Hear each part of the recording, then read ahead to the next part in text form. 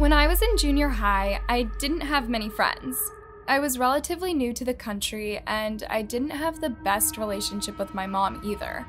She was only interested in my grades, and we never talked about any personal stuff. That's probably why I took to social media, and ended up regretting it deeply. During the last winter in junior high, I had a fight with one of my closest friends and classmate, Jasmine. She had just broken up with her boyfriend at the time, and she was under the impression that I didn't support her enough during that difficult time. I really thought that I did, but I guess I had my own personal problems back then, and I wasn't as available as I should have been. I was really upset at how Jasmine was ghosting me. So one night I filmed a live video of myself talking about this situation on TikTok. I spoke from my point of view, saying that I've always been a good friend to Jasmine and that I didn't think it was fair for her to be so unforgiving after a 1.5 years of sisterhood. I hadn't even finished the video when I noticed a comment below. I feel you. It was from an account called Jessica. While still recording, I said, "Thanks, Jessica," to which she replied immediately, "Of course, us women need to stick together." When I ended the video, I clicked on her account. It was private, but I could see her profile picture, which showed a young girl around my age with red hair and bangs. As I was looking at her profile, I noticed she followed me, so I followed her back. That same night, Jessica messaged me, asking me more about my situation with Jasmine. I told her everything because I was angry and upset, but I didn't realize Jessica was just manipulating me into hating Jasmine more. A real friend would help you see the good in someone and regain, not destroy, friendships. But Jessica wasn't a real friend. Sadly, I was too engulfed in my own emotions to realize this. Over the following days, Jessica and I chatted on TikTok about friendships and difficult times. It was mostly questions from Jessica for me, where I was from, where I would hang out, even where I lived. I didn't think it would be a problem to tell her that since she said she was in Minnesota and I was all the way in Texas. She told me she was a high school student and a waitress during the weekends, and that she had a falling out with her best friend too. We bonded over this situation and chatted for hours straight. But apart from this, I knew nothing about her, and she would often dodge my questions by asking me the same thing. Before long, she knew everything about me, and I barely knew her. But somehow, I felt like she was much closer to me than Jasmine, and thought of her as a real friend who listened. So when Jessica suggested we meet up, saying that she would be in Texas for the weekend, I was very eager to say yes. I thought I would finally see my friend live and do some fun stuff together, more real than chatting. It turns out, it was about to get very real indeed. Around 8 p.m. that Saturday, I heard the doorbell. Jessica didn't tell me what time she would visit me, but I knew she had my address, and she said she would come straight to my place from the airport, so that she could leave her luggage before we headed out. So I was quite excited when I heard that doorbell ring, and told my mom I'd get the door, as it was definitely Jessica. So I walked over to the door and opened it calmly, only to find 3 big men at the door. I felt a knot in my stomach, along with a great deal of confusion. "What's happening?" I asked the men, and got ready to close the door. One of them pushed the door back towards me, so hard I had to step aside not to get hurt. Another man said, "Wow, you're even dumber than I thought you'd be, Jasmine's friend." The men stepped into the house carrying knives, and my blood froze as I realized what had happened. There was no Jessica. I'd been catfished. She was never in Minnesota. In fact, she wasn't anywhere. It was a gang of local thieves scooping out addresses from vulnerable teenagers. So many thoughts ran through my head as the men were taking things from the house. My mom came back from the kitchen and dropped her mug as she screamed in horror. I tried to run to her, but one of the men caught me and put a knife to my neck. "You're not going anywhere. You're going to stay right here watching us take everything from the house, and it's all because of you." I started crying, wishing that none of this was real. It was the worst thing I could imagine. In the end, I was very lucky my mom was there. She quickly grabbed her phone and ran to the bathroom, locking herself in. She dialed 911 from there before any of the men could get to her and take her phone. The police came to our house just as the thieves were getting ready to leave. They'd realized my mom had sent an alarm signal and were rushing out, but they weren't fast enough. I had to tell the police everything. My TikTok rant, the Catfish account, how I gave these men my address thinking it was a girl from Minnesota.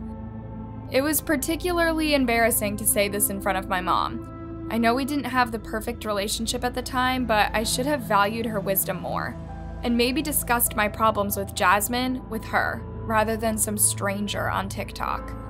Even though the incident made me appreciate Mom and apologize to Jasmine, I've lost my confidence in making online friends. When I was 17, my dad got diagnosed with a severe health issue, and he had to sign himself into a hospital. This was pretty terrifying. My mom had died a few years back, and I had to finish high school and get ready for admission into college. It was a lot of pressure on me, and I didn't know how I would cope with taking care of my dad as well as my grades. I had an Instagram account, which I would usually use for posting nice photos that I'd take on my walks or while traveling.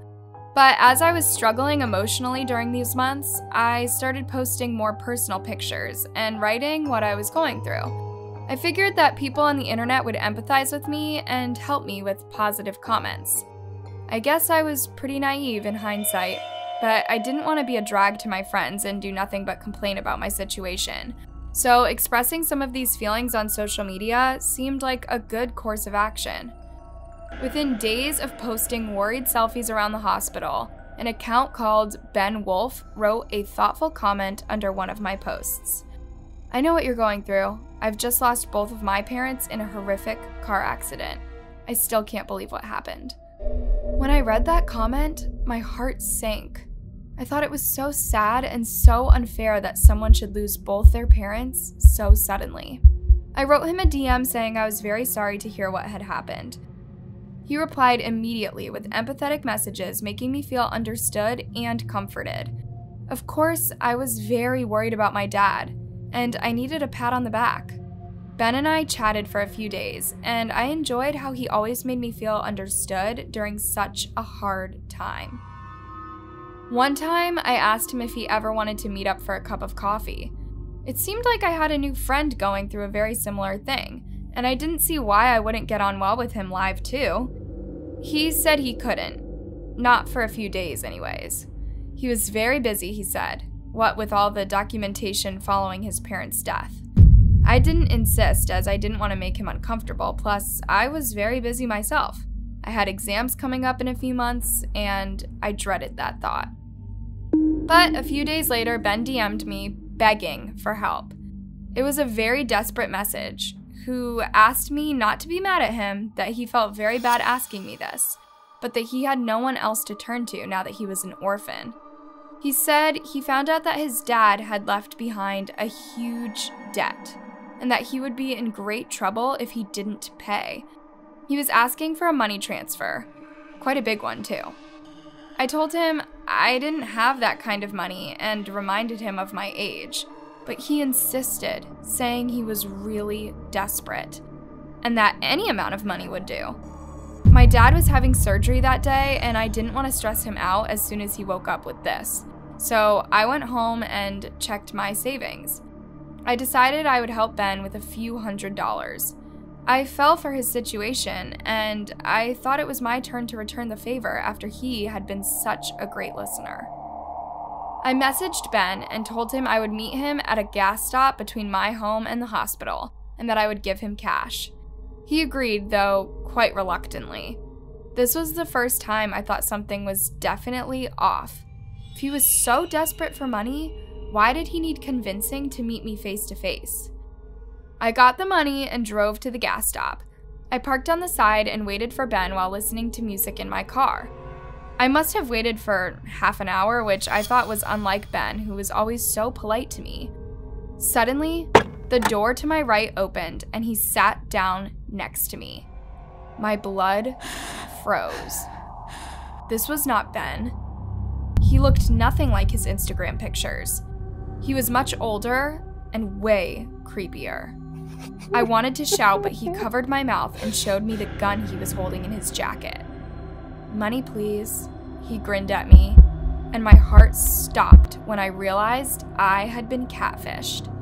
He played the orphan role so I would pity him and give him money, even in the situation I was in. I began crying. "You really have no heart, do you?" I asked him. "You know my dad is in the hospital and he will need all the money he can get. And still, you want to rob me?"